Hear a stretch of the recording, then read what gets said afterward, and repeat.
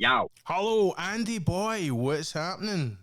Good doing. Alrighty, welcome to the Nothing Is Over podcast. How you doing, my man? You alright? No complaints for what day is it? Well, fuck, we'll get to your lifestyle soon, don't worry. Anyway, a wee shout out, which is Andy, how the fuck do you say that? -Ahoyyy on TikTok. Ahoy. So it's Andy is capital A, N, capital D, capital Y, dash, capital A, H-O, and then 3 Y's on TikTok. Ahoy. Yeah, so what's the TikTok thing all about, Andy boy? It's just what I've done this year. That's your big kind of thing this year. So you do like battles and cooking shows I've seen a couple of times as well, is that right? Well, it's kind of hitting it hard to start at February and March, and then I stopped here. But I've not been on it the past 2-3 weeks. But And what the difference in your kind of TikTok thing is to do with outdoor living. That kind of sum it up a wee bit. that's the kind of changeover I'm trying to do. Definitely get it over to that. So what is the correct term, Andy? Because I met you through a friend of the show, Jamie McKenzie. Shout out to Jamie. When we were up a mountain on bikes at fucking Christ knows what, a darker cloak, freezing cold. And I thought, this is my kind of guy. And a lot of your story, I thought, this is fucking super interesting, man. So what is the correct term for your lifestyle choice? Are you off the grid? Are you homeless? Are you a survivalist? Give the lowdown, Andy. What's the script? Alternative living. Alternative living, right. Explain it to the people who don't know what the fuck that is. Just back to basics. Back to how it used to be years and years ago, before all the technology and all the drama. Well, there's more sense of communities and more of like the off-grid lifestyle as well. You grow your own veg. But that's the later stages just now. How did that start? Where did the kind of changer in your life come where you thought that was the path that you wanted to take? January the 14th this year. This year, so it's fresh then, so you're still pretty new at the alternative living. Oh, absolutely. So you're making a lot of mistakes. Tell us about some of them. Definitely lots to learn, but even like just storing food, storing water, supplies, wood, fresh water supplies.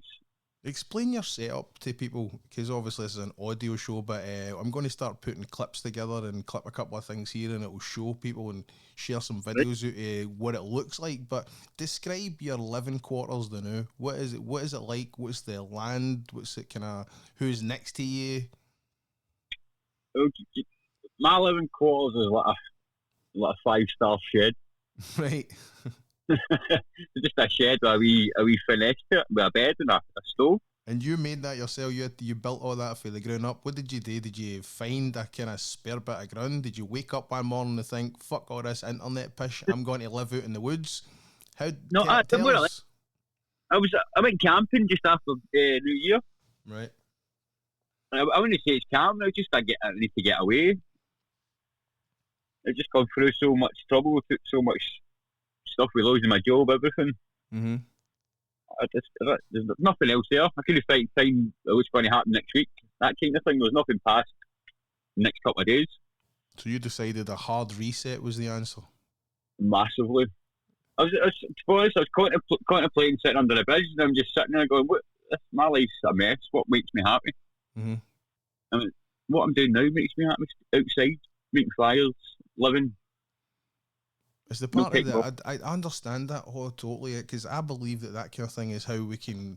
You're not going to cure it, but how you can treat a lot of mental health problems, a lot of anxiety and stuff like that is really getting back to fucking nature and, like you say, getting back to the basics, which is the most important thing. But practically, a lot of people, including myself, don't know how it really works. Like, I don't know if I could do that. I stay in a house. I don't know if I could just tomorrow say, right, fuck it, I'm going to go and find a spare bit of ground and I'm going to make a life here. It's a huge undertaking. If you do it, what's the first step? Making that choice. Aye. Deciding to actually do it, right? How did you find out where the place is that you're staying just now? How did you find that area? Say that again, sorry. How did you see the area in which you're staying and sort of thing? How did you find that? Why is that suitable for you?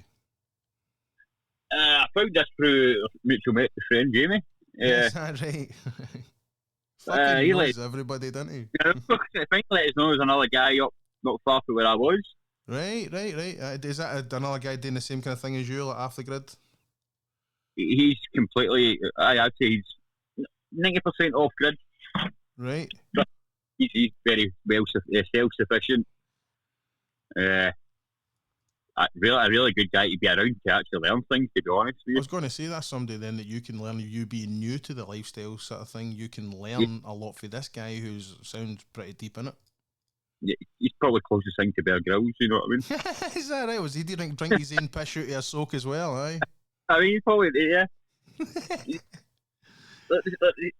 Storing wood and fresh water and all that stuff, you know, there's ways you have to do it. Aye. You know, right, aye, like building fires from different types of fires and stuff. That man can get a fire going in the pissing rain. That was something that I noticed as well when we were up a mountain in our wee adventure, was a couple of wee tricks that you did in order to get the fire going. Is that stuff that you learned recently, or is that something that you always knew that now you can apply to what you're doing? I could always start a fire, but it's different. You're going to start a fire to cook, or you're going to start a fire for light, you're going to start a fire for warmth. Right. Certain fires, you know what I mean? How can I put it? There's just different ways, but just a basic way to get a fire going, i.e. kindling, tinder, firewood. 3 basic things. If they free, then the fire's going to be a pain in the arse. And you need to learn that obviously for like the different areas that you're in, and like you say for the different functionality of what the fire's for. That's it. We're not always going to have fire lighters and stuff as well. Aye. So yesterday I made a fire yesterday with just scraping the edge of a log. Right. That's it. I just got a wee tinder bits falling off into an old napkin thing. How do you learn shit like that? YouTube and yeah. You're off the grid, you fucking liar. You're on YouTube learning how to survive. I'm alternative living. The plan is the end goal is to get that my own land and get that off grid and get like-minded people doing the exact same. Build what you want, that kind of thing. Self-sustained. Without the charities. I don't know, mate. That sounds fucking pretty communist to me. No, I get what you mean there. No, like yourself. Or like a cult, and that just always ends up with a cult leader shagging everybody. Is that where you see yourself in 5 years, Andy? That's it. That's plan B. No, it's like yourself. You go, Andy, I need a couple of weeks away. I come up to mine, mate. You can chill. You can build what you want. Like a retreat, like a fucking mental health retreat. No, that's what I mean. I don't want to label it. That's the thing. Right. I don't want charities involved. I don't want nothing like that involved. I just want a big land, fresh water, piles of wood, stoves there, tools. On you go and go build something. Go and chill for a couple of weeks. Need anything, give us a phone. How do you make money? We are doing funding and stuff. We're going to have to. Funding stuff like that. Is there anything like practically, like right now, like how can you make money in order to make that happen? Oh, but TikTok and stuff. Does that help? Is that like the battle thing? Because I saw you do that, and mate, I'm very new to the TikTok thing. That's how I've just recently started doing green screens and that kind of stuff. But I've been watching your stuff, obviously, and I don't know how this works, like the battles. I saw you come up live one time, and I guess the best thing to do is to keep pressing the fucking screen to make it light up for your side, innit? So I did that. I must have pressed that about 20,000 times. And so that kind of thing, you battle another live streamer on TikTok, and whoever wins get more points or some shit like that. Do people gift you money? Do you win money through that? How does that work? You need to get certain followers before you can go live. Aye, like 20,000 or something, innit? Is that right? One thing's at 1,000. Is it 1,000? Is it right? How many followers have you got? About 1,500, I think. Well, we'll bump that up by about 3 after this episode goes anyway. I will pick up the TikTok. again, probably this week. Because one live, I made 20 odd quid on it.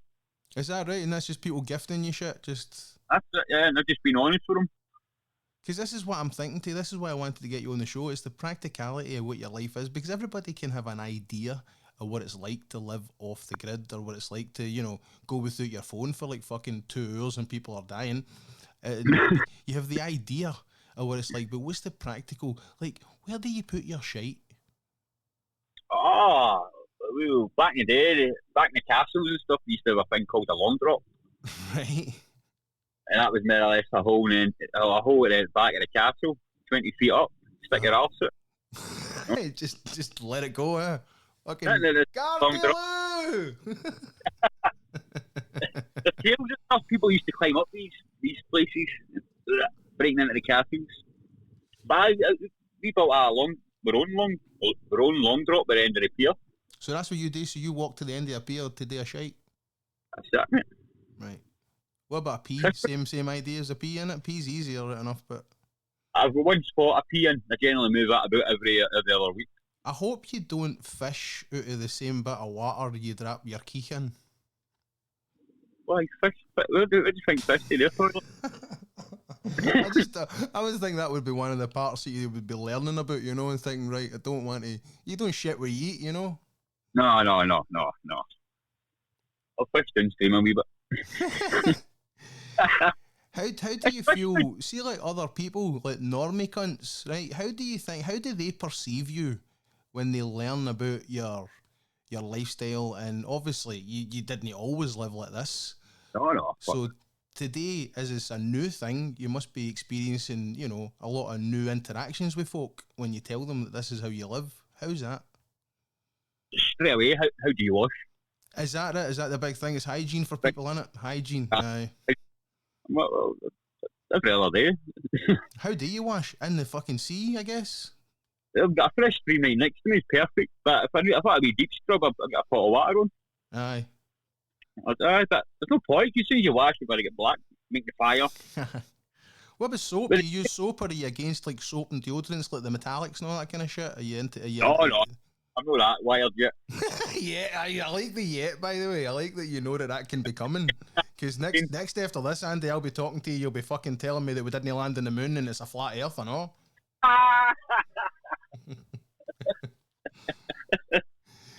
We live in a dome. We live in a dome. Do you think did it affect your relationships with people? Like, obviously, you know, you're a fucking. I mean, how old of a man are you, Andy? Yeah. How old of a man are you? I think I'm 38. You think you're 38, right? Okay, doke, right? So you're not living by a human calendar anymore, but let's go by 38, right? And you're just recent to this, so obviously you're going to have interactions with folk that knew you in your past life. Yeah. How does this affect your relationships with folk in your life? At first, I thought they were going to think, "Oh, that guy's homeless. He's on the drink. He's on drugs. He's living in the woods." Aye. That's what I thought. And after it, people I bumped into, like, "Fuck, Andy, well done. I'm glad that I wish I could do it. Do you think you would get the same reception if you had done this maybe 10, 15 years ago? Do you think maybe society's changed in a wee bit to see that we've fell into this horrible fucking molten lava black hole of social media and living off screens, and people are just kind of looking at somebody like you, and instead of looking down on you and thinking, oh, there's a fucking homeless drunk guy, thinking that's a guy who's made it out the matrix? Yeah, I think it's all doing that COVID as well.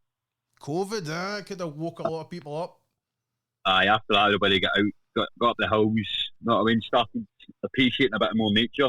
Fuck yeah, that's a great point, mate. Because it forced cunts out into the fresh air, and a lot of people took up exercise and that kind of shit then as well, and that have kept it up, I've saw. So that's a good point, man.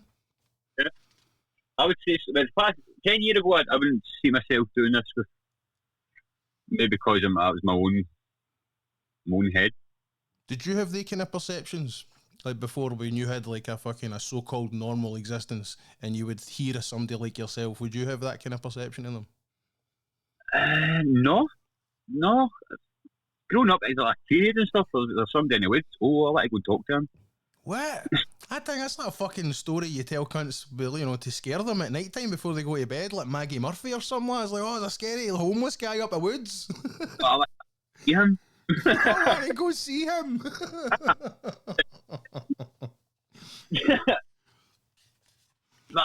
I've always been outdoors. I was always kicking about up Quebec huts, away camping for weekends. Indoors is no good. What about past jobs? Give a wee rundown of like some CVs. Then, what's the kind of past things that you've done for work? What was life like before this? The past 5 years, I was in London. Right, London. Fuck me, what a difference that is, isn't it? I mean, Jesus Christ, like literal Blade Runner in live action is London, and a fucking cesspit of a place to live in now, with like no neighbours or no anything. What's the difference there? What is that like? It's London took my mental health. That was bad, really bad down there. I just what a bad city, to be honest with you. What kind of work did you do in London? What did you do? The city's gone, man. I would never step back in London again. No. What kind of work did you do, Andy, there? Security. Security, like what? Living protection. Coast protection. Was that protection, sorry? Coast protection. Living protection. Close protection, like bodyguarding? Yeah. For who? Like for what? Dignitaries? For...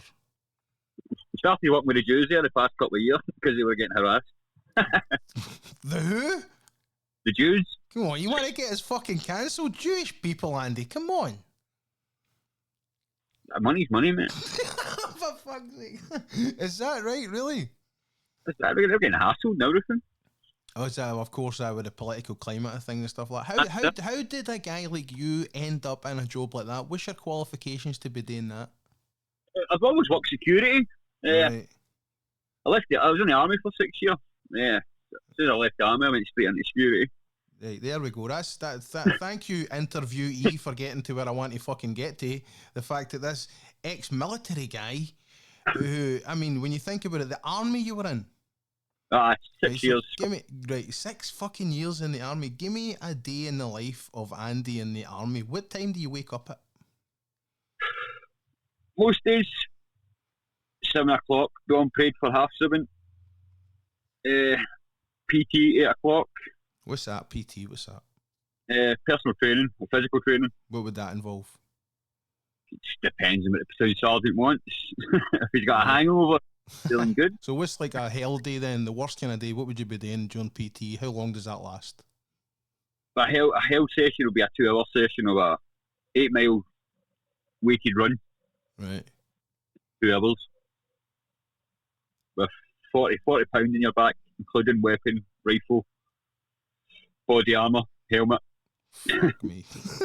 Right. And once you die after that, what do you do after that? As long as you're back on paid for 10:30, nice and clean, and you get on with whatever task is for the day.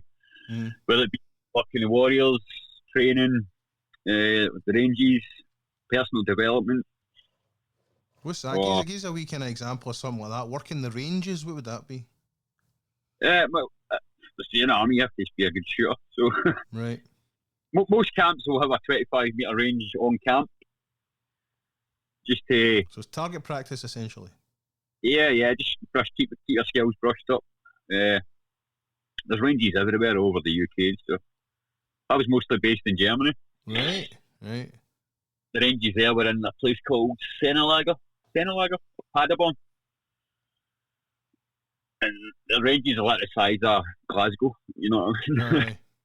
They're massive, these big ranges. That's a very high pressure kind of environment that you're doing, innit? Because your competitive nature with the other people you're there with and stuff as well. But I'm guessing if you get somebody fucking shouting at you all day, is it? No, really. No. During training, once you pass training, the shout tends to die down a wee bit. Mm-hmm.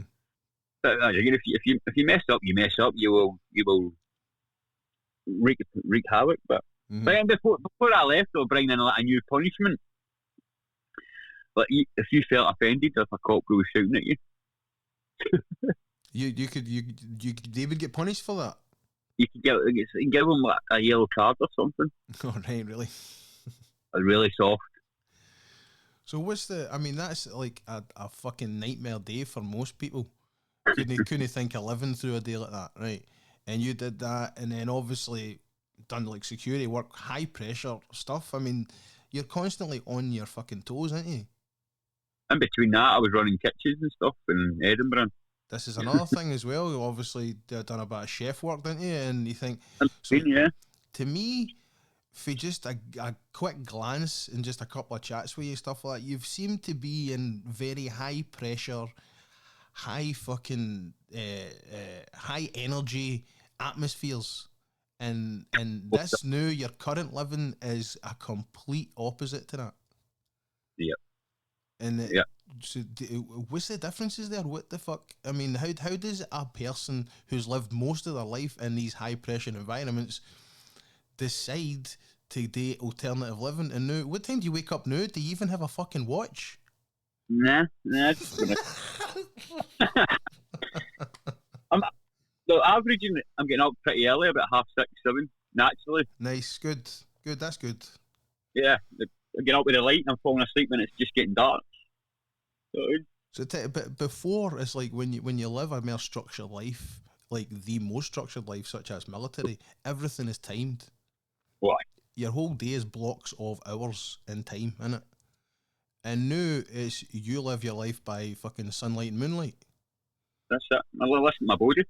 You listen to your body. That's like very. I'm glad you said that, because something else too. I was obviously perusing your TikTok, seeing you're a workout guy too. You're in fucking decent shape. We were cycling up that mountain. You were fucking hammering away at that. So Coming back then. But you do obviously go to the gym, didn't you? Not recently, but I do. I like the old calisthenics. So what is that? Body weights and stuff, and That's you like to pull up the muscle ups and stuff. is that all more military based stuff? Is that all stuff that you did when you were 6 years in the army? No, mate, no. In the army was just a lot of running. Is that right? Right. It just wrecking your knees. Is the fitness thing, is that something that you've always had in your whole life, or did you introduce that at a certain point? Nah, I've always been fit. I've always enjoyed running. Yeah. I always feel fit. I've never felt as fit as I feel now, to be honest with you. Why do you think that is? Do you think it's the diversity of exercises you're doing? Because you're no out there like putting sets in, like hitting a weight bench or like fucking dips. You're out there pulling trees and fucking swimming and cycling because it's part of what your lifestyle is. I've got a natural bodybuilding, if that makes sense. Mm-hmm. I feel like I've got a lot smaller, but I look more leaner. So what's the differences between before, when you would be like hitting the gym? Obviously, I'm sure doing security, you would have to keep yourself in pretty good condition. And you would have to hit the gym regularly down in London. What's the difference between getting a sweat on then compared to now? I'm sober now. Right. Very good, man. Very good. So, Andy, that is to me one of the most important journeys I think that anybody can document. Is how long, Andy, have you been sober? 15 weeks Monday gone. Yes. Yeah. Phenomenal, mate. Phenomenal. Fucking phenomenal. Why? Just that something says this year is to get sober. It's going to get hard. What was your problem? What was your problem addiction that you're sober free? Oh, alcohol. Fuck. And what was it? What was your drink of choice? Anything. Is that right? Anything really? A drop in the fucking boat with a bucket? Anything, mate. It was going up. I take it. What was your last drink? What was the last drink that you had? A bottle of whiskey on the beach. On the beach, really? Did you decide then? I was actually speaking to Jamie and Lee, and that was it. After that bottle, no more. That was it? Yeah, I should have been steaming, because I drank a bottle of whiskey straight and 2 bottles of Buckfast. Oh, Buckfast, really? And I was just sitting there, but this is enough. That's enough for me. No more. Why do you think you made that decision now?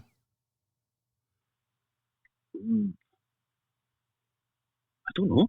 That's a good question. Do you think it ties into your current lifestyle when you're getting back to nature, getting back to here? Because everything that you're talking about, Andy, to me, when I'm listening to you, it sounds like you're a guy who was broke and you're trying to get healed. And when you're healing yourself in that way, it seems to be you're getting back to nature to heal your body, but most importantly, your mind. And healing any kind of addiction, like I say, that's just a monkey on your back, innit? Yeah, It's yeah. like the last big thing that you need to start fucking healing in order to make this transformation complete. I think believing doing this transformation is I'm in the healing process right now, definitely. And you can never cure it though, can't you? Know, like alcoholism, like any kind of, like I know for a fact, like in my kind of experience dealing with addiction, mine was like food, for example, right? Right. To me, that's a hard one because if you're addicted to heroin, just stay away from cunts that are doing heroin. It's no in your face unless you're hanging about in the circles of where it exists. But you Yeah. have to eat every day. Food So is you got to eat. everywhere. So you need to really break the back of that addiction in a different way. That's it. Cool. Alcohol, especially being for fucking Glasgow, especially it being in our DNA, go on, have a drink. What do you mean you know how to drink, you fanny? What do you mean, right? And so drinking is so, even now, it's so socially acceptable. It's a fucking hard one to break. Yeah. It's everywhere still. How are you doing it? What are you doing? How are you fixing it? How are you stopping for drinking? I was just doing a month at a time. I'm not saying I will drink again or no drink again. Was it this month? I won't touch a drink this month. That's important, isn't it? That's important. You want to set yourself realistic goals that you can achieve Yeah. and just take it a wee bit at a time, because once you start saying, I'll never, Yeah. and then let's just say you do have a slip, you beat yourself up so much more after that. And it becomes so much harder to get back on the fucking wagon again.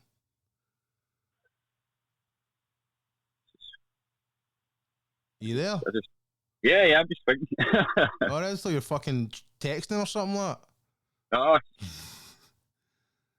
So- alcohol's fucking brutal. So what do you think then? What's your practical steps that you do daily to make sure you don't go back to it? Rescue the dog. Is that right, really?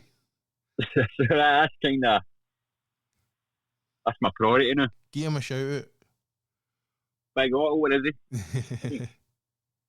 Where is he? I'll put him all the socials and all that as well. I love Otto, he's a great dog. Big Otto's a 2-year-old rescue from London. What kind of dog is he? He's a Belgian Malinois. Belgian. Two fucking rescues for London. True. I didn't think about that, mate. That's why you bonded so quickly. I would have brought him up with me. It wasn't meant to. I wasn't ready there. That's it. So what do you think then? What's the whole thing with getting the dog then? How's that helped you? Really good. It's again priority. As soon as I wake up, I see him. I go, right, I need to get up. I need to feed him. I need to take him out. Mm-hmm. And even taking him out, in fact, he's nature. He's a gentleman. It's a purpose, isn't it? It's a purpose because you care for something else that can't care for itself. 100%, innit? Yeah. And just to get out the big, he's that sort of dog, you have to take him out a walk every day. A big walk. Aye, there you go. So it forces you to be outdoors and fucking keep living the life you've chose. I can't take him anywhere. I can't take him into Addisville, wreck the place.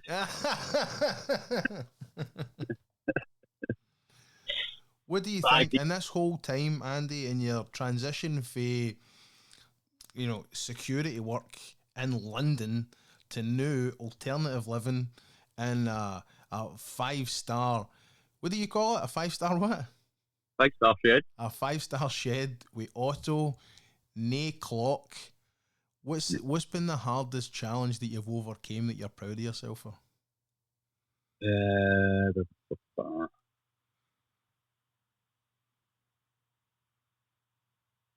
don't even know. What do you mean you don't fucking know? What are you proud of? I'm proud of everything I've done. Exactly. Good. Fucking yes. 100%. Yeah. You literally built the roof in which you stay under. Yeah. And you're staying sober a day at a time. That's it. Right, listen, and enough for the fucking serious chat now, right? This has been fantastic, by the way. I'd really appreciate you doing this. Thank you so much. I want to wrap up with a couple of things. Give me some of your favourite movies and your favourite music. You can't get to know anybody really well unless you know shit like that. That's the important shit, Andy. Top 3 movies or genre or what? I give a fuck. Just hit me with some of your favourite movies. It's just a quick thinking. Like when somebody says favourite movies, what immediately comes to your mind? Don't give a fuck how embarrassing you think it is. Tell me. Blazing Saddles. Blazing Saddles, really? So you're a comedy guy then? Oh, aye. What else? Con Air. Oh, fucking love Con Air. Put the bunny back in the box. Oh, fucking, that's a great movie, by the way. That is a fantastic movie. Same with Top Gun, the original Top Gun soundtrack. The film, brilliant. Did you like the new one? Did you see the new one? Nah. What do you mean, nah? It's fucking better than the original. It's amazing. It's like Fast and Furious, mate. I won't go past the first two. Oh, get the fuck you. Listen to me, you. Right? Listen to me, you, right? You might be able to fucking school me on this alternative living and wellness and all that pish, but I'm telling you about movies, right?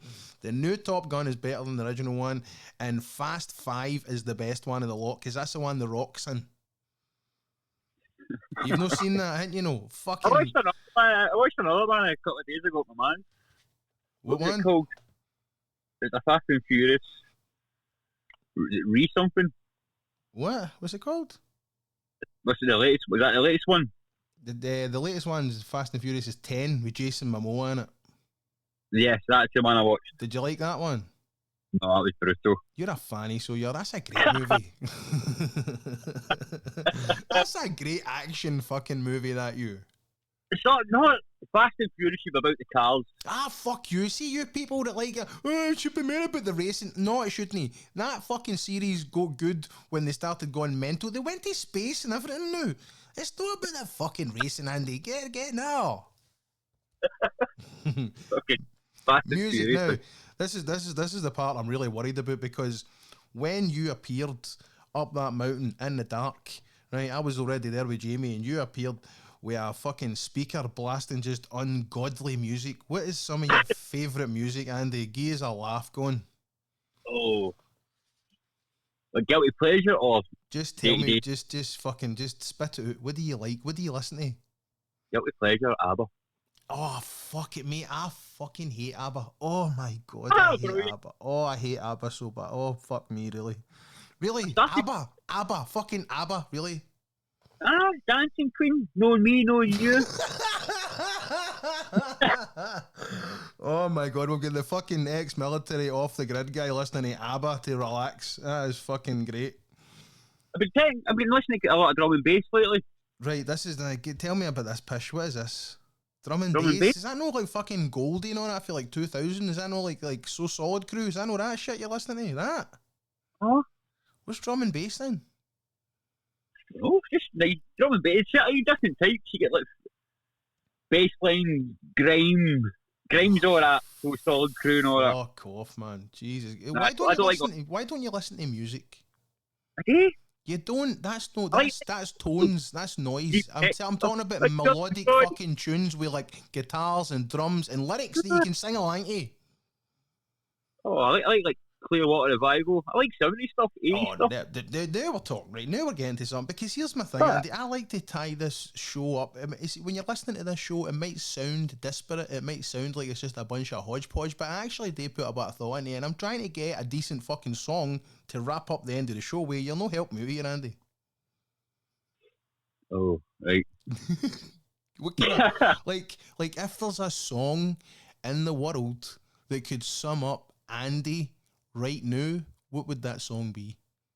The Verve, Lucky Man. Oh, what a fucking banger of a tune, my first favourite band. Oh, there we go, Andy. Yeah. That's a good one. That is a very good one. I'm a very lucky man, I think. Andy, I appreciate you, mate. Thank you so much for doing this. It's been an absolute pleasure. I'll have you back on again because, like I said, I've not really like figured the show out yet entirely. But I'm wanting to kind of gather a bunch of folk that are regulars on the show and keep bringing them back for different things, because something like yourself, I'd love to have you in and like watch a movie trailer and talk about that together, shit like that, you know what I mean? So We do one of your shows from here. exactly how that there's a fucking great idea. There is a fantastic idea. I could come and spend the night in the 5-star shed and we could broadcast for there. How's that? Is that crabby good? Brilliant. Get the voice in. Andy, it's been a pleasure, mate. Thank you so much for doing this. I'll talk to you soon. Get a wee shout out, by the way, to your TikTok again and tell us you're going to go live and all that. What's your TikTok handle once more? AnDY-Ahoyyy. Andy, fucking AnDY-Ahoyyy, as in ahoy sailor. -Ahoy. And Ahoy. have a wee look on your TikTok, because it's fascinating stuff on there, by the way. There is a progression of your life on there as well. I really enjoyed that. So everybody have a wee look on Andy's TikTok. You're right, that's about this year, isn't it? You kind of nailed that in the head. There you go. Thank you, Andy. Appreciate it, buddy. See you, mate. Peace out. Bye.